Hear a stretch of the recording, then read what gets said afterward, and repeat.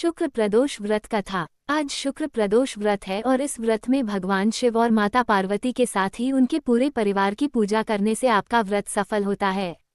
यह व्रत संतान प्राप्ति के लिए बहुत उपयोगी माना जाता है। प्रदोष व्रत शुक्रवार को पड़ता है तो ये शुक्र प्रदोष कहलाता है। शुक्रवार के शुभ योग में प्रदोष का व्रत करने से आपको भगवान शिव के साथ मां लक्ष्मी भी प्रसन्न होती हैं। आइए जानते हैं शुक्र प्रदोष की कथा, जिसको पढ़ने से आपको व्रत का संपूर्ण फल प्राप्त होगा। आज प्रदोष व्रत के साथ शुक्रवार का संयोग बना है, इसलिए इसे शुक्र प्रदोष व्रत कहते हैं। शुक्र प्रदोष व्रत का महत्व शास्त्रों में बहुत ही खास बताया गया है। प्रदोष व्रत में भगवान शिव और माता पार्वती की पूजा की जाती है। यह व्रत संतान प्राप्ति के लिए बहुत ही असरदार माना जाता है। सच्चे मन से इस दिन शिव परिवार की पूजा करने से व्रती को संतान सुख की प्राप्ति होती है।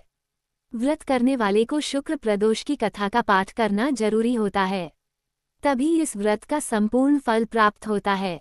आइए जानते हैं शुक्र प्रदोष व्रत की कथा विस्तार से। शुक्र प्रदोष व्रत कथा। शुक्रवार के दिन जब भी त्रयोदशी तिथि का संयोग बनता है तब शुक्र प्रदोष व्रत लगता है। शुक्र प्रदोष व्रत के साथ चतुर्दशी तिथि का भी संयोग बन जाए तो यह और भी उत्तम होता। शुक्र प्रदोष व्रत के संयोग में पुराण में वर्णित शुक्र प्रदोष व्रत की कथा का जो भक्त श्रद्धा पूर्वक पाठ करता है। सूत जी बोले, प्राचीन काल की बात है, एक नगर में 3 मित्र रहते थे। तीनों में ही घनिष्ठ मित्रता थी।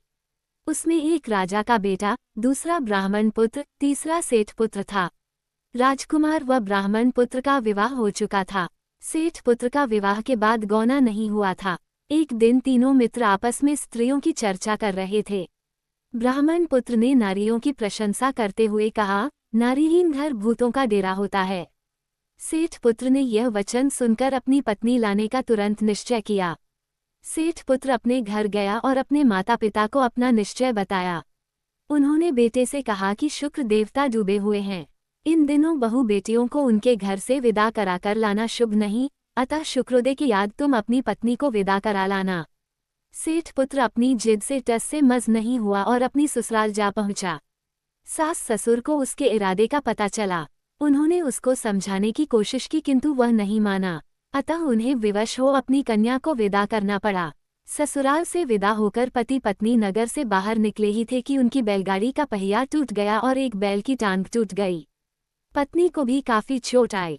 सेठ पुत्र ने आगे चलने का प्रयत्न जारी रखा, तभी डाकुओं से भेंट हो गई और वे धन धान्य लूट कर ले गए। सेठ का पुत्र पत्नी सहित रोता पीटता अपने घर पहुंचा। जाते ही उसे सांप ने डस लिया। उसके पिता ने वैद्यों को बुलाया। उन्होंने देखने के बाद घोषणा की कि आपका पुत्र 3 दिन में मर जाएगा। उसी समय इस घटना का पता ब्राह्मण पुत्र को लगा। उसने सेठ से कहा कि आप आने लड़के को पत्नी सहित बहू के घर वापस भेज दो। ये सारी बाधाएं इस कारण से आई हैं कि आपका पुत्र शुक्रास्त में पत्नी को विदा कर लाया है। यदि ये वहां पहुंच जाएगा तो बच जाएगा। सेठ को ब्राह्मण पुत्र की बात जंच गई और अपनी पुत्रवधू और पत्र को वापस लौटा दिया। वहां पहुंचते ही सेठ पुत्र की हालत ठीक होनी आरंभ हो गई।